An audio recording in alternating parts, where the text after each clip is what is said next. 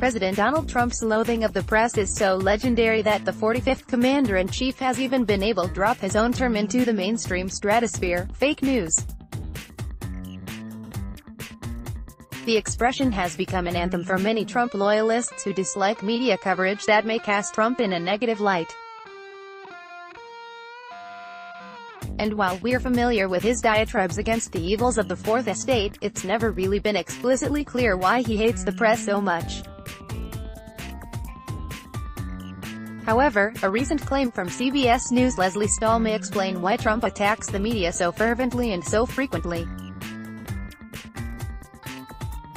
During the Deadline Club Awards dinner at the Harvard Club in Manhattan on Monday night, Stahl spoke to a crowded room of journalists, sharing a supposed exchange she had with the president in November of 2016, shortly before his first post-election interview on 60 Minutes. Stahl revealed that she had been prepping for the interview with the then-president-elect at Trump Tower.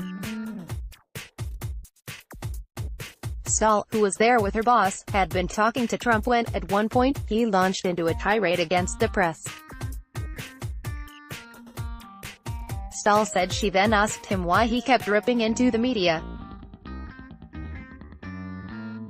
"That is getting tired," Stahl said, as she recalled the conversation with Trump to PBS' Judy Woodruff on stage. "Why do you keep hammering at this?" According to Stahl, Trump replied, "You know why I do it? I do it to discredit you all and demean you all, so when you write negative stories about me, no one will believe you." A wave of murmurs ran through the Deadline Club crowd before Stahl finished with, "He said that. So put that in your head for a minute." Woodruff looked shocked and was silent for a moment before she offered, "We're all absorbing what you just said." Bustle has reached out to the White House for comment on Stahl's claims. Stahl remembers this moment with Trump in the video at 21:22. These claims about Stahl's off-camera moment with Trump have made their way through social media. Many interpret the anecdote as confirmation that the president's habitual attacks on the media are part of a bigger, deliberate political move to manipulate the public's perception of him. The administration's frosty relationship with the press has been on display since his campaign days. Just this week, for example, the Environmental Protection Agency, led by Scott Pruitt, barred several news organizations, including the Associated Press, CNN and a trade outlet reporter from E! According to New York Magazine, a security guard at one point grabbed and forcibly removed the Associated Press reporter, Ellen Nickmeyer, from the EPA building after she tried to go through a security checkpoint.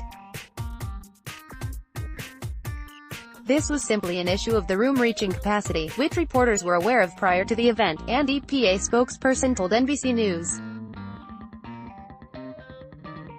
According to the outlet, some reporters who were permitted to go into the meeting said there were some open seats left for press, despite what the EPA spokesman said.